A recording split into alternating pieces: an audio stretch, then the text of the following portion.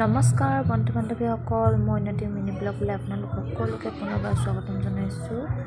এয়া গাঁৱঘৰলৈ গৈছিলোঁ যোৱাকালি, তাৰে অকণমান ভিডিঅ' কৰি আনিছিলোঁ। আৰু দেখিছেনে, এয়া সৰিয়হখিনি ইমান ধুনীয়াকৈ ফুলিছে। সৰিয়হ ফুলখিনি দেখিয়ে ভাল লাগিছে। অকণমান ভিডিঅ' কৰি আনিলোঁ।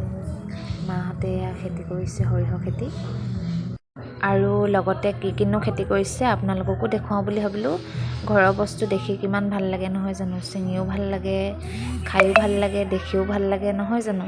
সেইকাৰণে অকণমান ভিডিঅ' কৰি আনিলোঁ, আপোনালোককো দেখুৱাওঁ বুলি ভাবিলোঁ। আৰু এইফালে আমাৰ ঘৰৰ খেতি দেই, মটৰ দিছে, তাৰপিছত লাই, সৰিয়হ, এইফালে আলু ৰুইছে, এফালে মটৰ দি থৈছে, তাৰপিছত আৰু এফালে লাই ৰুইছে। ৰঙালাই গছজোপা দেখি ইমান ভাল লাগিছে। বাৰীখন দেখিয়ে ইমান ভাল লাগিছে নহয়, ভিডিঅ' নকৰাকৈ মই ৰখিবই নোৱাৰিলোঁ।